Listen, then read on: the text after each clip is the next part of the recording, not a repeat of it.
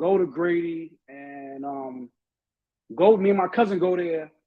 You know, knowing that this is like a basketball powerhouse in the public school system, and this is 1994. So we get there, and that's when like the love as far as like the city basketball and like just New York City basketball. That's when I really started to understand. Before I got to high school, I didn't know Kareem Reed, I didn't know Stephon Marbury, I didn't know Felipe, Larry Saunders, Sham God, Melvin McKee.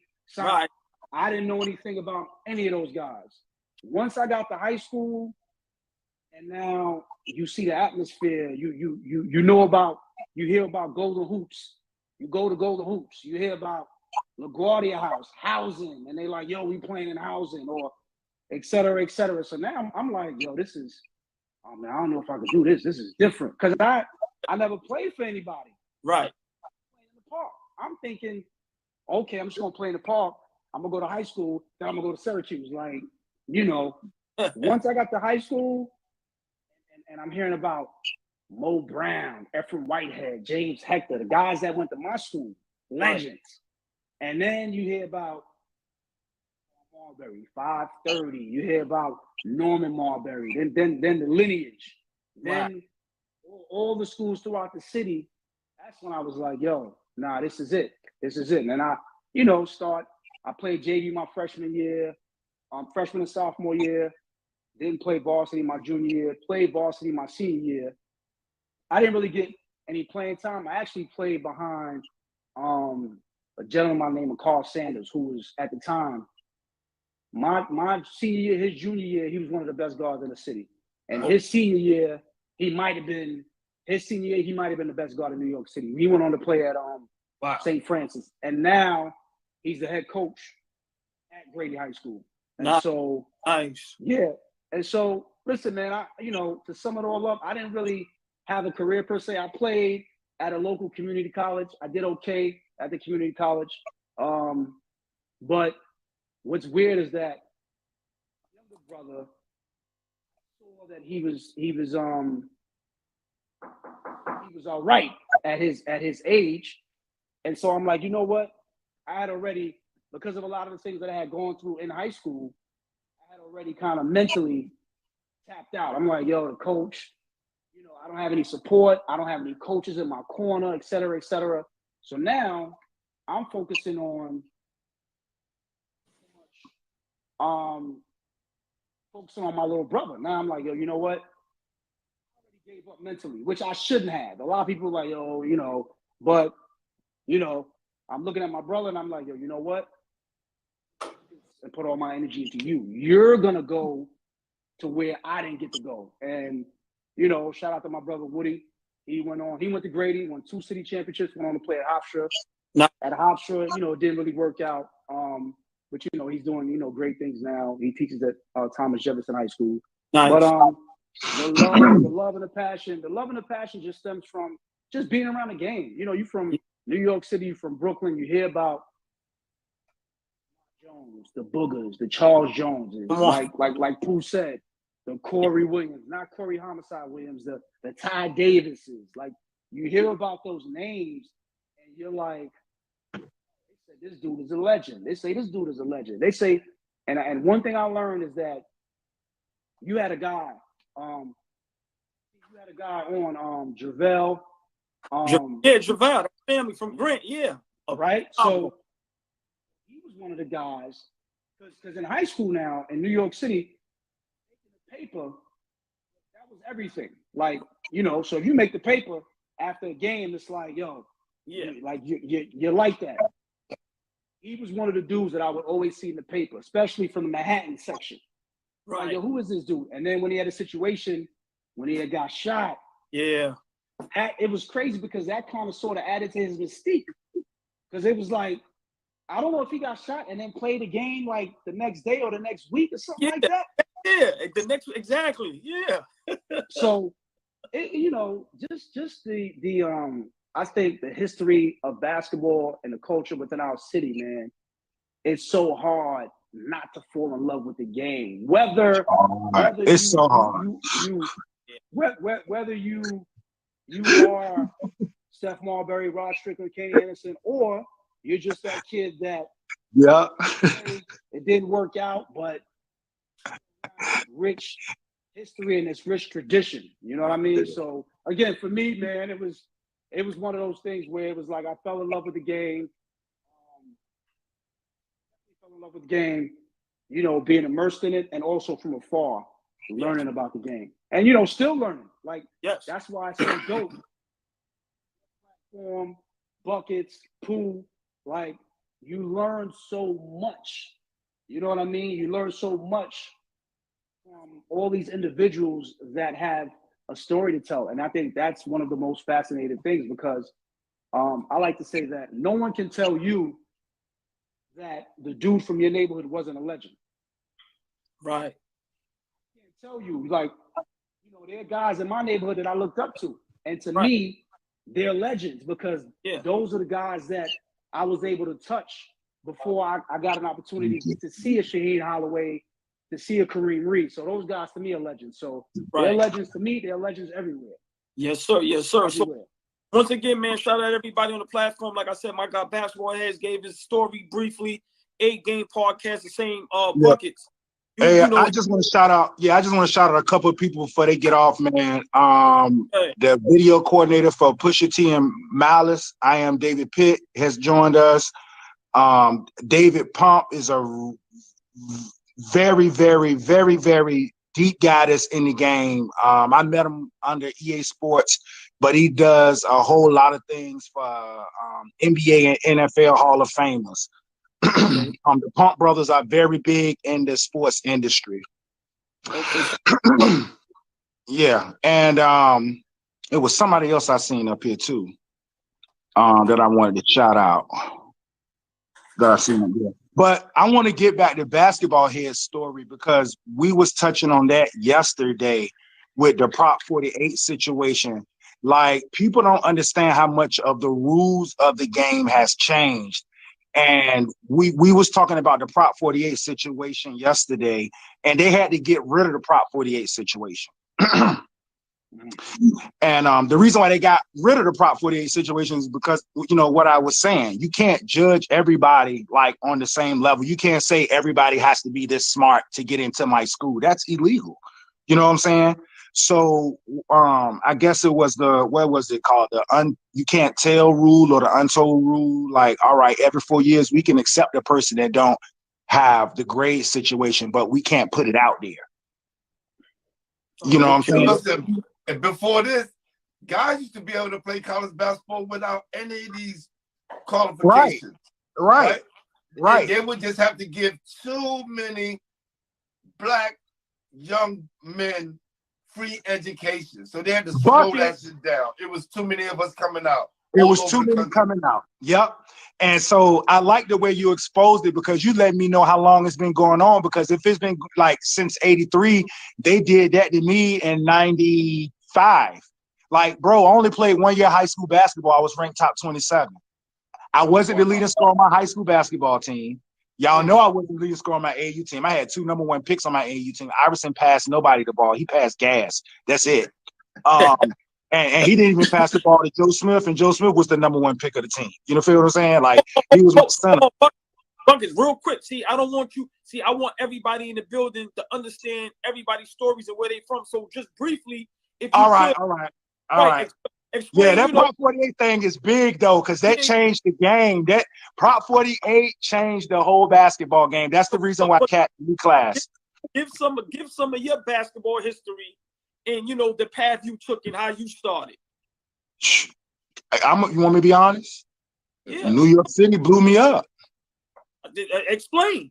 Yeah, New York City blew me up. Like, thank God for the street sponsors. You know what I'm saying? Thank God for the Master Robs and the Mousies and the,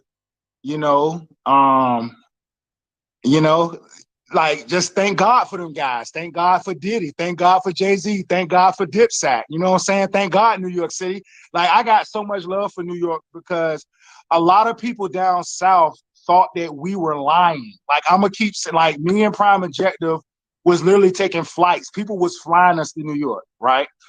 And for games, for Rucker games, y'all know how it get down. Like they flying us in, you know. And a lot of the guys down south, they would hear of the Rucker. They would hear of all of this stuff that was going on. They would hear of how the rappers would be out there, but they never experienced it.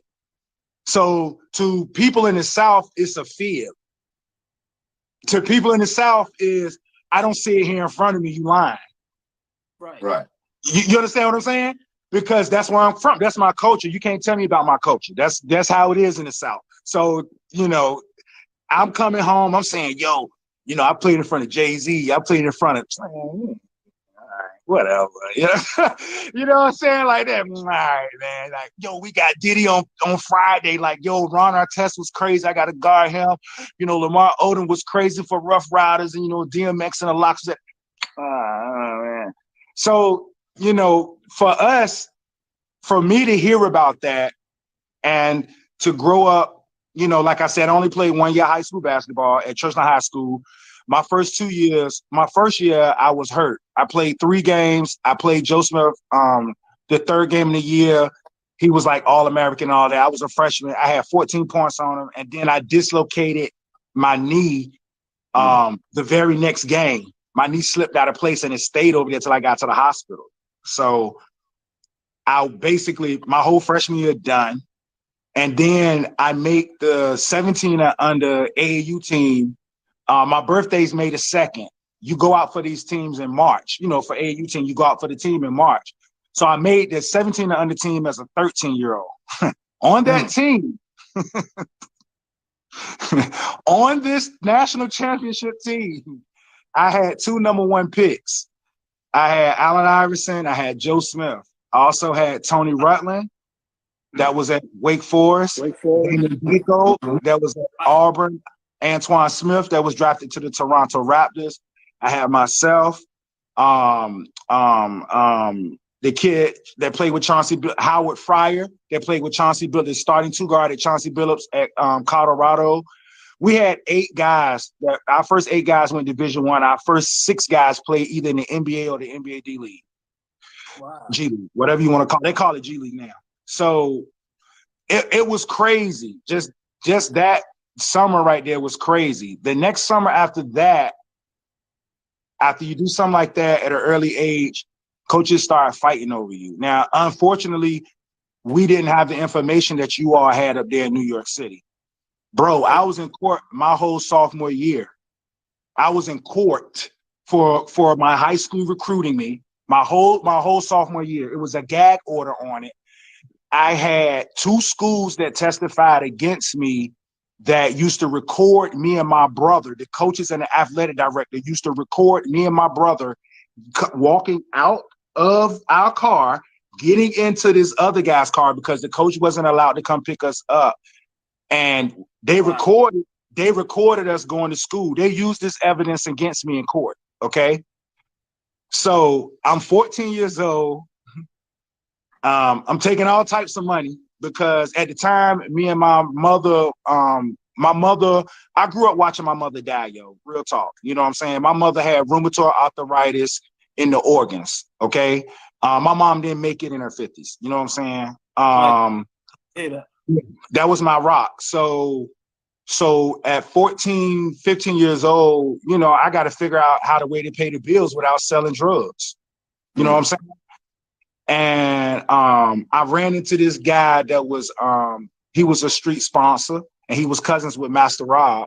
And you know, I started taking trips to New York City on the Greyhound bus and I wasn't telling anybody. I didn't want anybody to know what I was doing. A lot of people thought agents was giving me money. I don't know. Y'all know how them black mamas like, I'm sick. Don't tell nobody. You shut up. Better not go in this house or I'm gonna beat you. You go, like, you better not tell nobody what's going on in this house. I don't care what they say. So, you know, I had one of them Christian down south moms that she ain't play, you know. Big shout outs to her because she made me who I was today. But so I had to hold a lot of stuff in. A lot of the guys, you know, that y'all know, they looked out for me. And I'm still in contact with a lot of them today. You know what I'm saying? Yeah. And you know, I couldn't play. So my junior year was the only year that I played my full season. My junior year, we went crazy. We went 27-4. We lost the Oak Hill in the national championship. I mean, we went crazy. And then after that, I flunked out my senior year. My now my parents, well, my father wasn't in my life, but my family that was around, they didn't know what to do with me. I was much bigger than my community. You know what I'm saying? I was receiving a lot of hate because I didn't go to the black school. I went to the white school in the city. So the whole city turned their back against me because I supposed I went to the black school. And the reason why I ended up going to the white school at the time was because I had the president of a shoe company that was real heavy in the game. He sat down and he told me, he said, listen, if you go to this school and you get this accredited and all of this, you're going to go D1. If you go to this school and blah, blah, blah, blah, good luck. Right. I did what I had to do. And I met West Virginia, and the recruit was from New York. Like everything started happening to me from New York City when I was 16. Right. So, and them coaches was on me. It was a lot different from Virginia. Lord have mercy.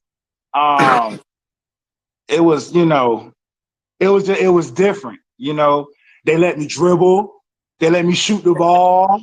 You know what I'm saying? Like we were still stuck on, if you 6'9" and you 6'10", you got to play underneath the basket, which I never avoided contact. Like all I did was dunk in high school. That's what I did. I either dunked or shot the three. It was no in between. But it was kind of like in New York, they was like, no, you're going to keep killing them off the dribble like that. Go. You know what I'm saying? Like, you know, but it was a different mentality because I was playing for street sponsors. They wanted to win their money. I wanted them to win their money. You feel what I'm saying? So it was a different situation there. That flipped all the way over until to my senior year. Only played 8 games. I signed Division I, went Big East, West Virginia. Went to West Virginia, got in trouble with a female. Yes, got in trouble with a female. But the thing about my situation, and it's crazy because I don't really talk about this because I'm coming out with a documentary with a whole, like a lot of people. Selden Jefferson's going to be in it. I don't know if y'all know, he's from Brooklyn. Selden Jefferson. Selden's my guy. Jefferson. They my God. I talk to Selden every day. I talk to him every day. Him and boy. Yeah. So Bud as well. Yeah. Right. If you got a documentary coming out, don't talk about it. Remember, like I said. Yeah. No, it's not, but the documentary's gonna get deep though. You know what I'm saying? Everybody know this stuff I'm telling you is Google. It's Google.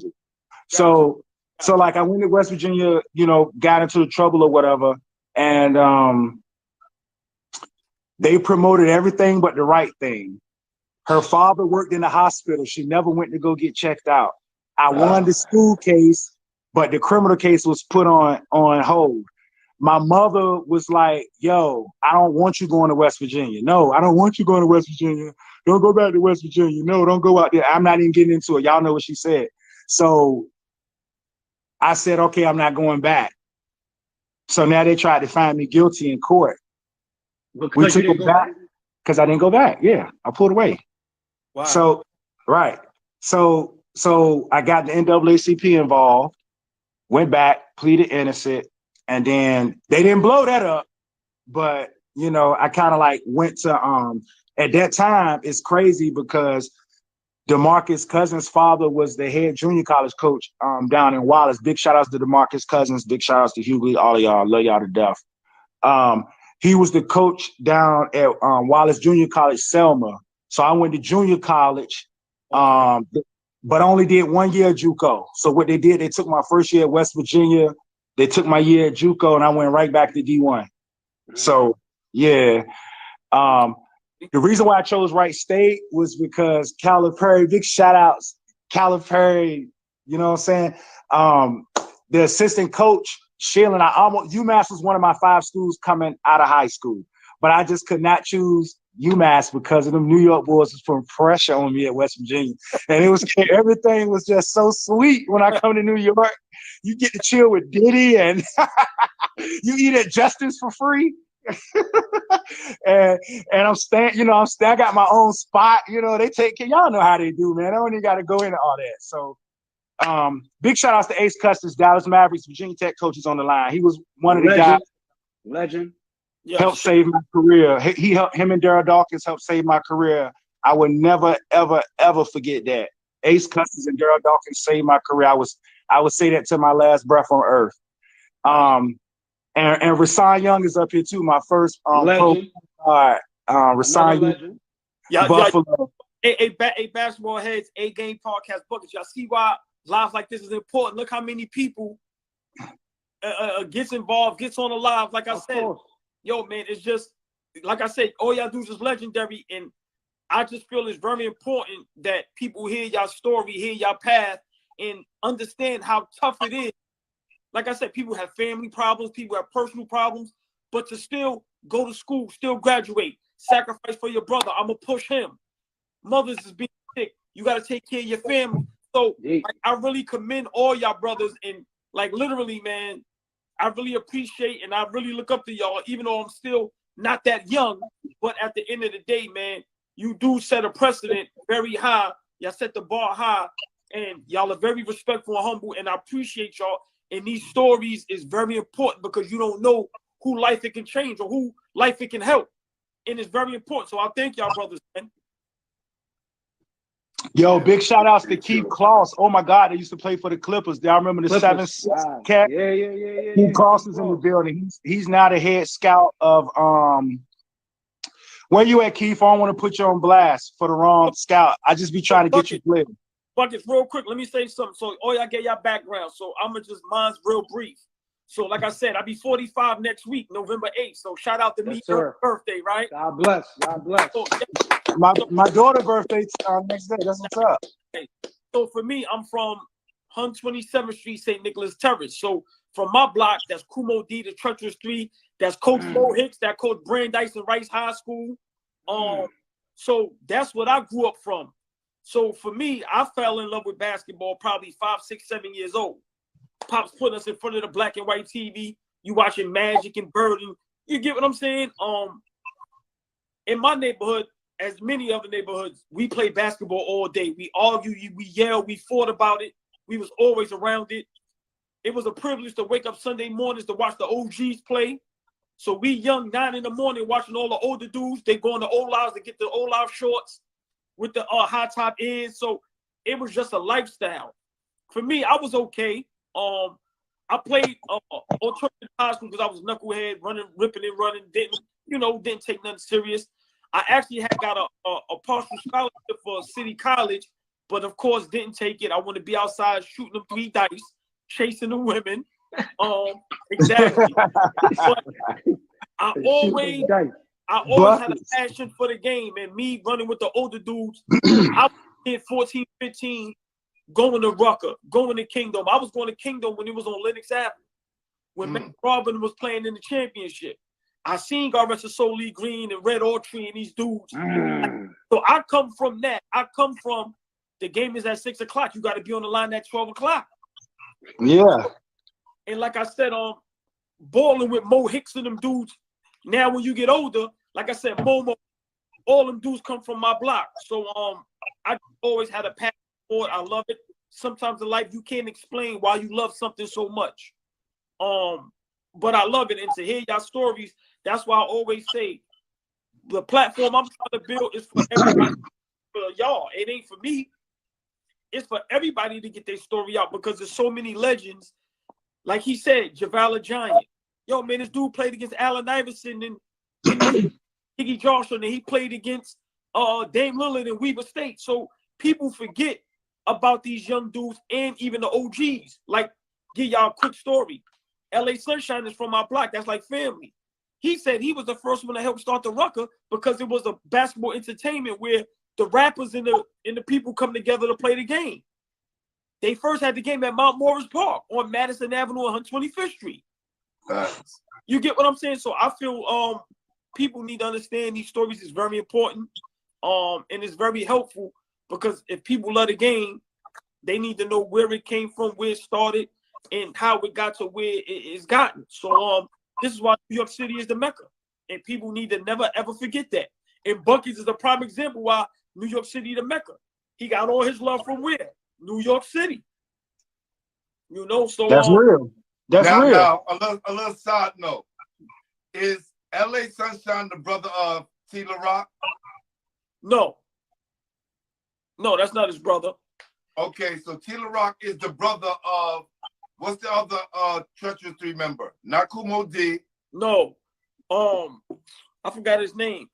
No, LA Sunshine brother is Mike something. I forgot his name because his nephew was Bathgate that used to rap. That rap still. Okay. Right. Like all them dudes is family. Like no, the reason why I mentioned that because a member from the Treacherous 3 wrote the first song on Def Jam called "It's Yours." I think it was maybe it was LA T. La Rock. Sunshine, Kumo D, and other I said one. no. No, but let's see, hold on. That's my uncle. Hey, Ron, that's Ice right there. Uncle Ice, I see Uncle Ice. Right, listen, I have that question for you if they get it in there, but I can have that answer for you. There you go. Look, Special K. Special K. Special There K. you go. Big Special shout out my K. uncle. Hey, big Special shout out my K. Uncle Ice, man, in the Salute building. Uncle Ice. Uncle Ice. For Yes, sure. yes, For sure. yes. Come on, man. Ice, baby. Yeah. So, like I said, man, That's crazy. Yo, I got a question. For for you and you too. Okay. Who was? I'm gonna ask y'all. Who was your big shout outs, Rasan? I love Rasan Young. Rasan Young and Seth Marshall picked on me so much my rookie year, but they got me right. Seth Marshall picked on me so much my rookie Hey, Ron, year. they giving you props. Stop being so humble. They said, Ron, you was nice. Stop it. Yeah. Let me listen. Seth is my guy. Seth is my guy. What's up? Up north. I love north. Go yeah. ahead, Ron. You want to say something? Hold on, Buckets. Go ahead, Ron.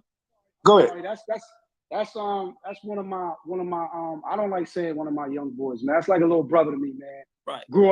He grew up in my neighborhood, man. And listen, man, look, man, I love the game. I play, you know, I'm not gonna get up here and talk about I was nice. I feel like if you was nice, people gonna say for you, right? He was nice, right? I'm not, you know what I mean. And my thing is always like, what I look like getting around a bunch of dudes that really played at that level to say, yo, I was nice too, because it's not about me. Understandable. It got nothing to do with me. Yeah, but Trev, no, I love him, man. I love Trev. Trev, we're from the same neighborhood. You know, he always showed me love, man. He knows I appreciate him, man. Don't put me on the spot like that, Trev. Don't do that. So, Buckets, before you ask a question, can all y'all do this one at a time, please? I want to start with Pooh, basketball heads. Give me 3 guys that didn't make it, but from wherever you heard about them or played with them or against them, they was a problem. Ooh. Yeah, I'm putting all 3 of y'all on the spot. That's right.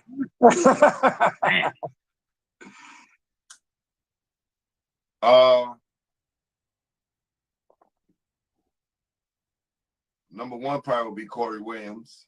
Okay. Corey Williams can get you 40, 50, and he played with all the best players on his team.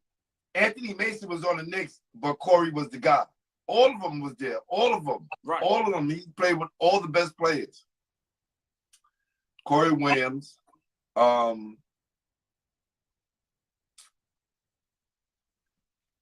You got a guy named Hammer from Brooklyn.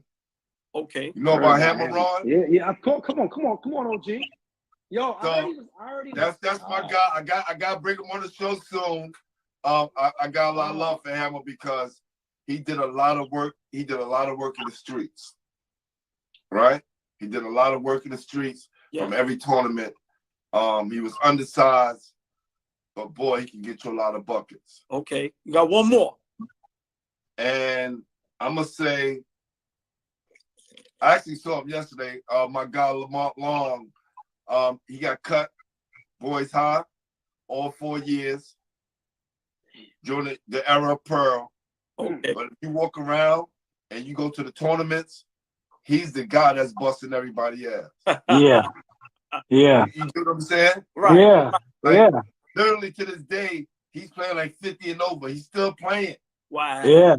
I get it. You know what I I'm get saying? it. So, Okay. and there's a whole bunch more, but Yeah, those three come to yeah. mind. All right. Hold on. You. I'm gonna leave you last, Buckets. 8 Game Podcast. Give me 3 guys. Man. So 3 guys that you personally seen. Right. Like I said, where they didn't made it for whatever circumstances. But Right. like I said, you know, when you heard them play or you went to Okay. play, you know what's going down. Carlton Screen Jr., aka Paco. Okay. Screen Jr., aka Paco. That dude. Actually, my younger brothers. That was my younger brothers.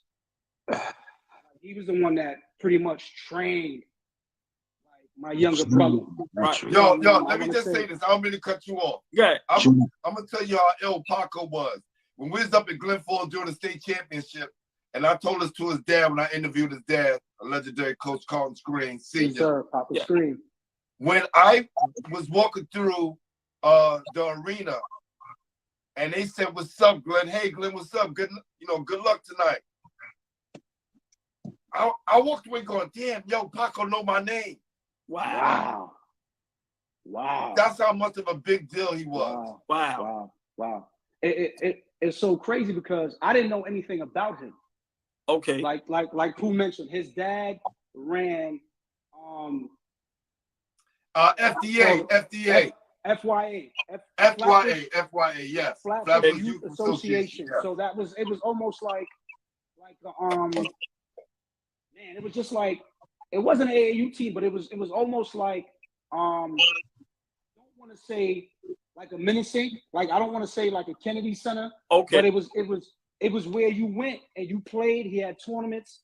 So he was the dad, and Carlton Screen Jr., Paco, which is his son, went to Providence, played for Rick Pitino, went to the Final Four. I think his freshman year, I think he went to the Final Four. And once I learned about him, I'm like, and I did my homework, I would purposely ask people about him, and they'd be like, man, listen, Paco was a problem. Okay. Problem. So shout out to Paco. Yes. Shout out to Paco. And one more thing I gotta add to this. Yeah. Paco's younger brother, Larry, is my best friend. He was one of the guys that talked me into doing a basketball show years ago. Wow. Nice. Wow. We went to Fairleigh Dickinson together. Nice. Wow. Dope. Wow, the next person, it was so crazy. This next person, same high school class. And I actually played against him when I was at I went to Queensboro Community College. And he went to Westchester. Damian Daniels went to Martin Luther King High School. He played in the backcourt with Kevin Morris. Okay. They call him I know at 55th they were calling him, I think, cross country or something like Oh, that. hold on. He from Uptown in the Heights. Yes, Washington Heights. Look, pull up from half. Yeah. Listen, so crazy. I would see him all the time. Like high school basketball, you're gonna see, even if you're playing in Manhattan, I might see you at Riverbank State Park. Right. You know, that PSAL, that's just how it is. So I would always see him, and I would always be like, yo, nice. I want to play against him. I need to see where I'm at. Right. And like my wish came true, played against him in college. I think he might have been hurt. Played the game, he got the ball, dribbled, half court, 3. Facts. He just, you know what I mean? Facial expression. I'm looking at him like, yo, I gotta, like, this dude, I gotta lace him up serious. Like, this dude is that deal. So shout out to Damian Daniels. Yeah. Man, 3. Man, I got 2, man. Good. Give us the 2. Give us the 2. Man, Lamont Jones and Junie Sanders. Okay. General Electric was those are like I just said that in the comments. Yo, that's so dope. I'm glad you mentioned him. I was gonna mention him, You know, the Me regular too. I score. said I put in the comments. That's Oh my God, dog. You know what's so crazy? What's so crazy is that watch Lamont Jones play. He locked him up. He locked You know what I Jerry. mean? And Junie, I saw Junie play sparingly. You know what I mean? But I saw Junie later on, and Lamont Jones. I saw Lamont Jones in a 40 and over tournament a couple years ago. 25 with his eyes closed, and he's almost 50. Wow, crazy. When I saw him, it was so crazy seeing Lamont Jones. Almost like seeing like one of the dudes, one of the legends from the neighborhood. Right.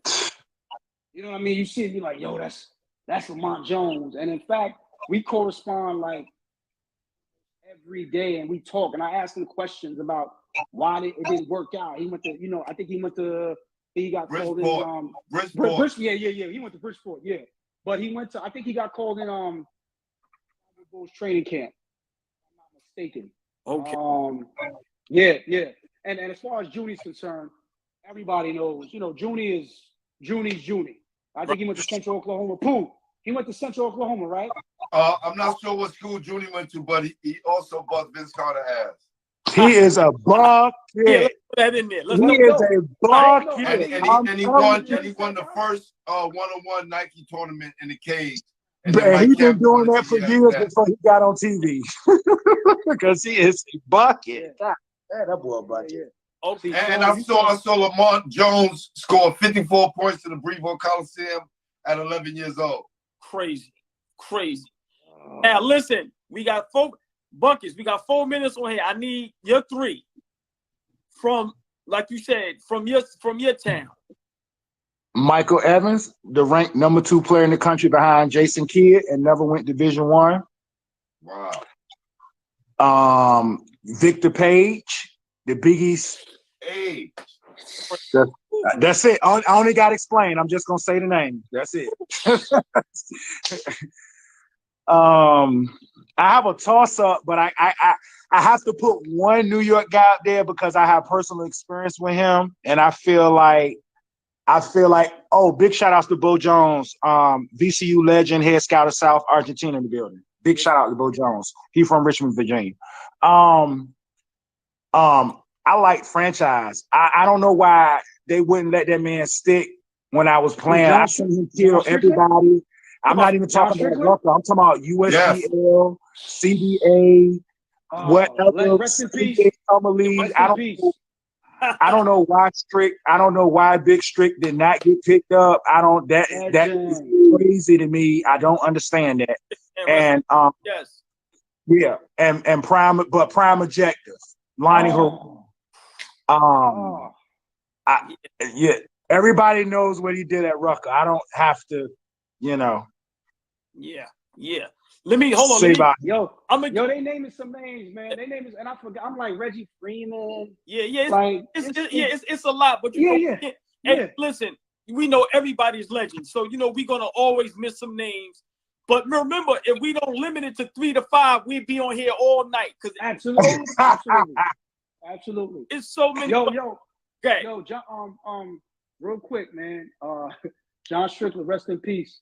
I never forget. I played in West 4th. I might have been like 19, 20. Shout out to one of my mentors, Vinny Vegas. He took me to West 4th. We played. Coach was Sid Jones. Rest in peace, Sid Jones. And John Strickland. That's right. Yeah. John Strickland was the big man, and I didn't know who he was. I didn't know who he was. Right. I came out one play, and I didn't dump it down into him quick enough. Man, I know. Big shout out to Skip. I seen him. He yelled at me. Like he like when I tell you chewed me out, man. And I remember just looking at him like, but it was crazy. But it was like not in a bad way, but it was just like young fella, what you doing? And then shout out to Troy Battle. Troy Battle is from Queensbridge. He was the point guard for Hunter College. Listen, y'all, we got 40 seconds on here. Yeah, go ahead. No. I just give 3 quick names. For me, my era, my OGs from my block, Chuck Black and Nappy Red, God rest his soul. In my era, we had my guy Kassan, which is solo, and we had Small Paul and Randy. They was doing N1 shit before N1 came out at 14, 15 years old from Uptown. Crazy. Hey, we got 15 seconds. A Game Podcast, Basketball Heads, Buckets. Hey, man, I pray we can do this again. Love y'all brothers to death. I thank y'all. Love you, bro. Hey, No doubt, man. Same here, brother. Yes. Buckets, bros, Till next time. Buckets, bros.